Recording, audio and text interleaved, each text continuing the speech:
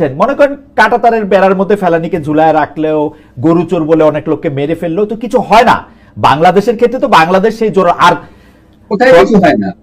গরু চোর বলে মেরে ফেলে শাস্তি পায়নি এরকম উদাহরণ আপনি দিতে পারবেন? আমি মনে হয় যে জনাব রায়চৌধুরী, আপনি যেসব ভাষা ব্যবহার করতেছেন সেই সব ভাষা হয়তো আপনার মানে প্রত্যক্ষ অভিজ্ঞতা, প্রত্যক্ষ রাগ, এগুলি নানা ধরনের আছে, কিন্তু আমরা একটা একাডেমিক একটা ল্যাবরেটরি আলোচনা এটার মধ্যে আমি বলতে চেষ্টা করতেছি। একাডেমিক লেভেল থেকেই আমি বলছি। জি, একাডেমিক লেভেল এখন থেকেই আমি বলছি পাকিস্তানকে আপনি স্টেট মেশিনারি জায়গা থেকে, স্টেট মেশিনারি জায়গা থেকে আপনি কুখ্যাত ডাকাত এটা বলতে চান? হ্যাঁ, পাকিস্তান একটা দুর্বৃত্ত রাষ্ট্র। আচ্ছা, তা নিয়ে কোনো সন্দেহ নেই, কারণ ভারত কতবার প্রমাণ দেবে।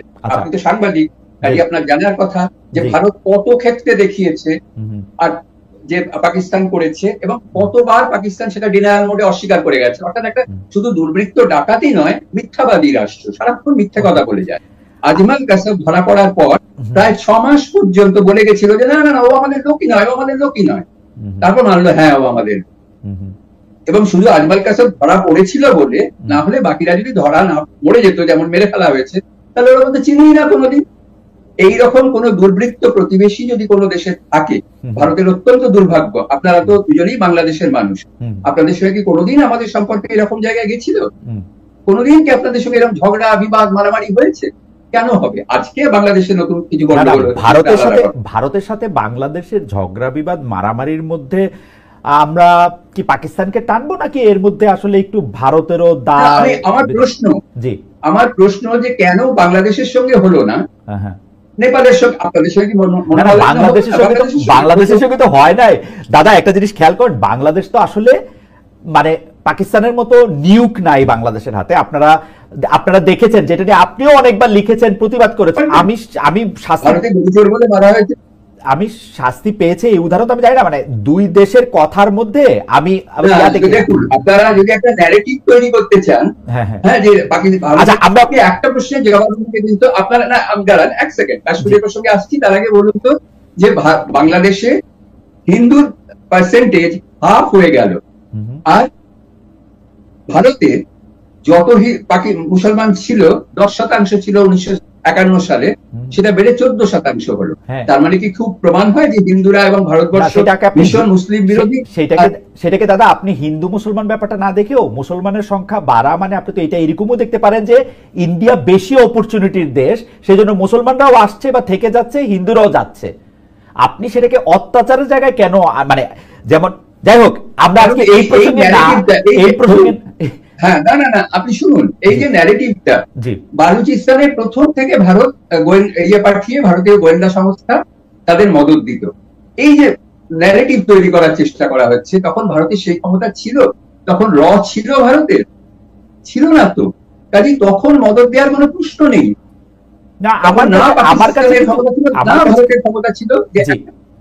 আমার কাছে কিন্তু মনে হয় দাদা, যদি আপনি যুক্তি বা তর্কের খাতিরে বলেন, একটা রাষ্ট্রের আরেকটা রাষ্ট্রের অভ্যন্তরীণ ব্যাপারে মদত দেওয়ার জন্য খুব ক্ষমতার প্রয়োজন হয় না। এইটা আপনি কে এই উলানি দেওয়ার জন্য আপনার জন্য অন্য অনেক রাষ্ট্র, অনেক শক্তি আপনাকে সাহায্য করবে মনে হয় আর কি। আমার কেউ তখন এসব করতো না। তখন যেহেতু এই ন্যারেটিভটা কেন তৈরি হচ্ছে আমি বুঝতে পারছি, তার কারণ পাকিস্তান গুন্ডা পাঠিয়েছিল কাশ্মীর দখল করার জন্য, হতে পারতো, কাজে ভারতও করেছিল, এটা বলতে হবে। প্রমাণ আছে? কোনো প্রমাণ দিতে পারবেন আপনি? আপনি বললেন যে গরু চোর বলে মারা হয়, তাদের কি কোনো অপরাধ তো হতেই পারে যে কোনো দেশে, যে কোনো জায়গায়, তারা শাস্তি পায় কি পায় না, সেইটা হচ্ছে সব থেকে বড়। পায় না। বিএসএফ কে বেশ কিছু ক্ষেত্রে ইমিউনিটি দেওয়া হয়েছে, এটা আপনি জানেন। বিএসএফ কে মারার ক্ষেত্রে অবৈধ অনুপ্রবেশের কথা বারবার বলা হয়েছে, এবং এই যে গরু চোর এই টার্মটা কিন্তু বিএসএফ এর মাধ্যমে, আপনি জানেন, ভারতের সর্বোচ্চ পর্যায় থেকেও এই টার্ম ব্যবহার করেছে, এবং আনফরচুনেটলি আমাদের আগের সরকারও এই টার্ম ব্যবহার করেছে। যদি পুলিশ বা স্টেটের মেশিনারি অ্যাকশন নেয়, তারা অ্যাকশন নেবে না। গরু চুরি হবে বা স্মাগলিং হবে, সবকিছু হবে, তারা অ্যাকশন নেবে না, তারা বসে থাকবে চুপ করে। এটা বলতে চাইছেন না দাদা, দুইটা তো দুই কথা।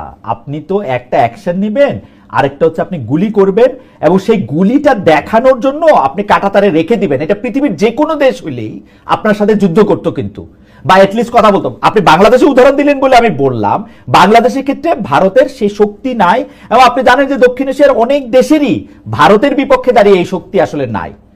আমি আপনাকে বলি আমরা একটু ভারত পাকিস্তানেরও নেই, এই যে আলোচনাটা হচ্ছে না, পাকিস্তান ভারতের ধারে কাছে নেই। না না, নাই তো, নাই দেশটা না, নাই তো, সেই জন্য তো ভারত বিগ ব্রাদার।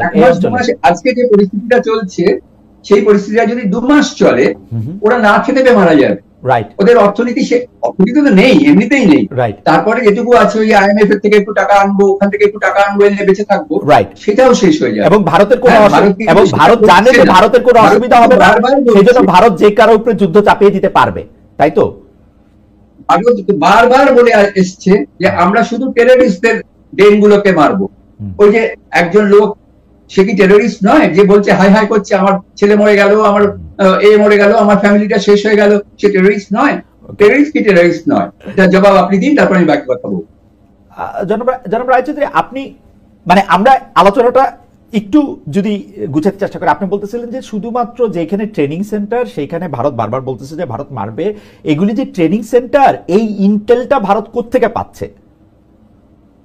এই ইন্টেলিজেন্সটা সারা পৃথিবী কোথা থেকে পায়? আমেরিকা যখন মেরেছিল, আমেরিকা যখন আমি ভারতটা আপনি নানা বলে সব এড়িয়ে যেতে চাইলে আচ্ছা ঠিক আছে আপনি বলেন, সত্যগুলো তো স্বীকার করুন, আপনি বলেন, থাকুন। হ্যাঁ, ওসামা বিন লাদেন কোন দেশে ছিল এবং কোন দেশে সেটাকে তুলে নিয়ে চলে গেল সেখানে? কারণ ওসামা বিন লাদেন এবং মোল্লা ওমর ঘোষণা করেছিল আমরা মেরেছি। হ্যাঁ,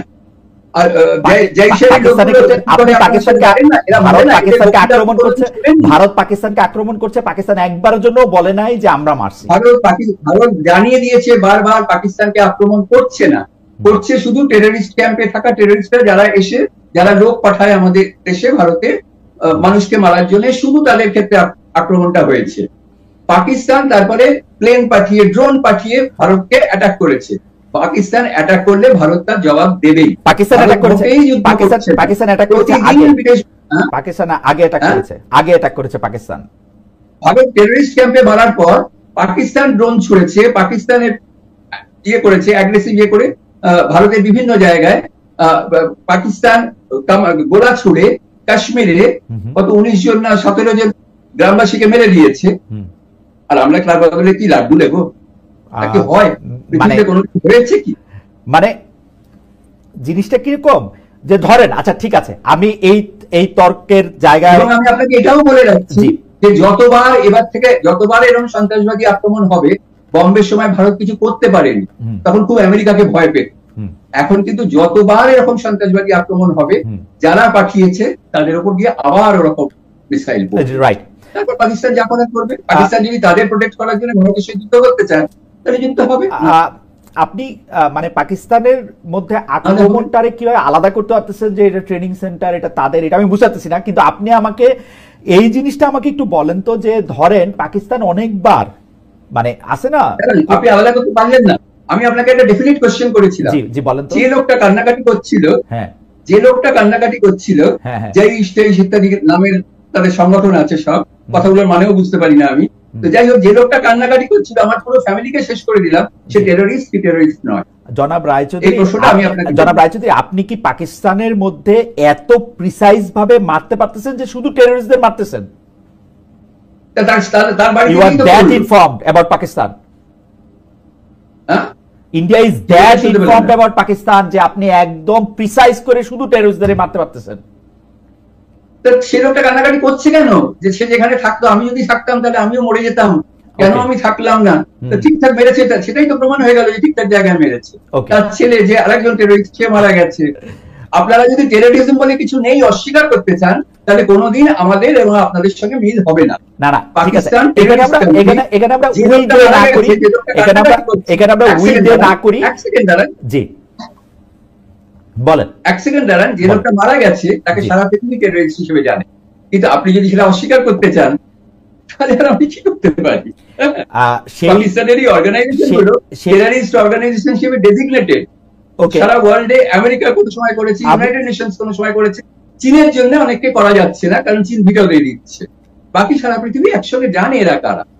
আপনি যাকে টেররিস্ট মানে মানে উনাকে কি এইটাও এ প্রমাণ আছে যে তাকে পাকিস্তান স্টেট হিসাবে স্পন্সর করতেছে ওই টেররিস্টকে?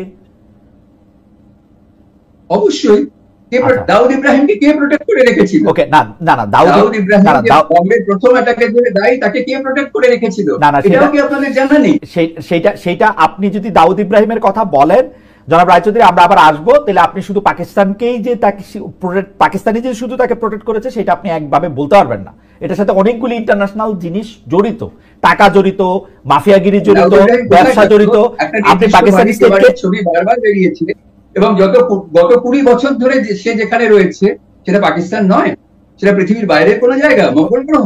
ওকে, আপনি আপনার বলেছেন। আমার মনে হয় জনাব রায়চৌধুরী, জনাব আহসান শেষ করুক, আমরা এই পুরো প্রসঙ্গটা আমি শুনবো। আপনি বেলুচিস্তানের সীমান্তে ভারতীয় যে দূতাবাস বলি, আমি ভারতীয় মানে আফগানিস্তানের ওই পাশে দূতাবাস বলি বা কর্মতৎপরতা বলি, সেটা বাড়ানোর কথা বলছিলেন। দীপ্তেন্দ্র রায়চৌধুরী নিশ্চয়ই এই প্রসঙ্গে কথা বলবেন, কুলভূষণ যাদবের কথা বলেছেন, সেটা নিয়ে নিশ্চয়ই কথা বলবেন। আপনি যদি একটু কাশ্মীর প্রসঙ্গে এবং বিভিন্ন ভারতের অভ্যন্তরে বিভিন্ন হত্যাকাণ্ড সম্পর্কে, কাশ্মীর ছাড়াও আমরা কিন্তু বোম্বে এবং অন্যান্য জায়গায় দেখেছি, এগুলি ব্যাপারেও যদি একটু বলেন দ্রুত, তাহলে আমরা একটু জনাব রায়চৌধুরীকে শুনতে পারি। জনাব হাসান। কাশ্মীরের অভ্যন্তরে যেটা দেখা গেছে যে দীর্ঘদিন ধরে তো এই সমস্যাটি বজায় থেকেছে, এবং এক পর্যায়ে আমরা যতদূর জানি, এই তথ্য নিশ্চয়ই ওনার কাছেও রয়েছে, যে যখন ডক্টর মনমোহন সিং এবং পারভেজ মুশাররফ এরা দুজন বসে মোটামুটি ঠিক করেছিলেন যে এই কাশ্মীরকে পুরোটাকেই স্বাধীনতা দিয়ে ভারত এবং পাকিস্তান তাদের সহযোগিতা করবে এবং এই জায়গাটা থেকে, এই ঝামেলাটা থেকে তারা উভয়ে বেরিয়ে আসবে। কিন্তু সেটা সম্ভব হয়নি। সে সময় প্রণব মুখার্জি পররাষ্ট্রমন্ত্রী ছিলেন, উনি খুব একটা এটা চাননি, এরকম আলোচনা ছিল। যা হোক, এখন যেহেতু কাশ্মীরের জনগণ বুঝে গেছে উভয়াংশে যে এই স্বাধীনতাটা সম্ভব না, কাজেই ভারতের অভ্যন্তরের যে কাশ্মীরের মানুষ, তারা তাদের জীবনকে গুছিয়ে নিতে চেষ্টা করছে। তারা পর্যটনের ক্ষেত্রে কিছু আয় উপার্জন করে একটা আত্মনির্ভর উন্নয়ন কৌশল খুঁজে পেতে চেষ্টা করছে। পাকিস্তান অংশেও একই ব্যাপার রয়েছে।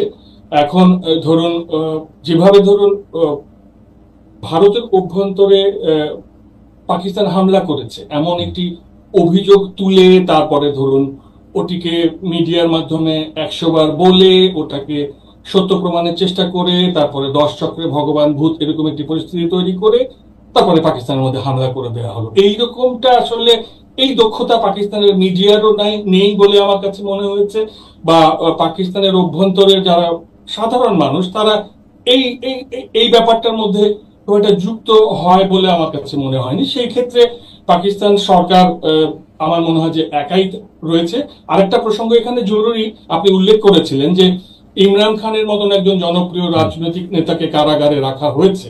সে কারণে পাকিস্তানের বর্তমান সরকার এবং সেনা প্রশাসন কেউই তেমন জনপ্রিয় ছিলেন না। তো এই যুদ্ধটা বাঁধিয়ে ওদিকে নরেন্দ্র মোদী যেমন নিজের জনপ্রিয়তায় দোলা দিলেন, ঠিক তেমনি এখানেও দেখা গেল যে শাহবাজ শরীফের জনপ্রিয়তায় এবং অত্যন্ত অজনপ্রিয় সেনা প্রধানের জনপ্রিয়তায় খানিকটা দোলা লেগেছে। সব মিলিয়ে এই যুদ্ধে সাধারণ মানুষই ক্ষতিগ্রস্ত হলো, উভয় পক্ষের ক্ষমতা কাঠামো বেশ উপকৃত হয়েছে। এই পর্যায়ে আমার একটা ছোট্ট, আপনি যদি একটু অনুবাদ মানে আমাদের একটু সাহায্য করেন, যে কাশ্মীরে যখন 25 জন পর্যটক সহ 26 জনকে মেরে ফেলা হলো এবং সেই সময় তাদের ধর্মীয় পরিচয় নিশ্চিত হওয়ার চেষ্টা করা হয়েছে বা হয়েছে, এটা যখন খবর হলো, পাকিস্তান এই খবরটাকে সরকারিভাবে কিভাবে মানে প্রতিক্রিয়া জানালো? গোটা বিশ্বে যেভাবে শোক প্রকাশ করা হয়েছে, সাধারণ মানুষের এরকম যদি মর্মান্তিক মৃত্যুর ঘটনা ঘটে, অফিশিয়ালিও জানিয়েছে, অফিশিয়ালি একইভাবে জানিয়েছে। মানে আপনি তো বাংলাদেশের মিডিয়াও খুব খেয়াল করেন, ধরেন বাংলাদেশ এটাকে যেভাবে নিন্দা জানিয়েছে, পাকিস্তানের নিন্দা জানানোর ভাষাটাও কি প্রায় একই রকম ছিল? মানে the standard draft, we do not want this kind of thing. একই, মোটামুটি আপনার শোক প্রকাশের ভাষা একই হয়। সেক্ষেত্রে ডক্টর ইউনূসের ভাষাটা সবচেয়ে ভালো হওয়াটাই স্বাভাবিক। আচ্ছা, জনাব আহসান, আপনাকে ধন্যবাদ। আমি জনাব রায়চৌধুরীর কাছে একটু যেতে চাই। জনাব রায়চৌধুরী, আপনি বলতে চাইছিলেন, প্রশ্ন করতে চাইছিলেন। আমি যে জিনিসটা আমি দেখি আর কি, সেইটাও আপনাকে একটু বলি যে অতীতের কথা যদি আমরা বাদ দিই, গত 1, 2, 5 বছরে আমরা কিন্তু দেখেছি যে পাকিস্তানের পক্ষ থেকে ভারতের সাথে কূটনৈতিক সম্পর্ক উন্নয়নের একটা চেষ্টা আমি দেখি, কিন্তু ভারত যেন একটা সিদ্ধান্তই নিয়ে রেখেছে যে পাকিস্তানের সাথে তার কোন রকম যেটাকে বলা হচ্ছে কোনো ধরনের কোনো জল চলো সে করতে দিবে না। মানে একটা খেলা, একটা টুর্নামেন্ট, এটা পাকিস্তানে হবে না, দুবাইতে হবে, কিন্তু তোমার আমার দেশে খেলতে আসতে হবে। মানে ভারতের পক্ষের ব্যাপারটা কি বেশি কিনা, আপনি কি বলেন সেটাও আপনি একটু বলেন। আর জনাব আহসান কিছু কথা বলেছেন, কিছু প্রসঙ্গ তুলেছেন, বেলুচিস্তান, একজন গোয়েন্দা ধরা পড়া, সেই প্রসঙ্গ যদি একটু আমাদের বলেন জনাব রায়চৌধুরী। আপনার বাড়ির পাশে যদি একজন খুব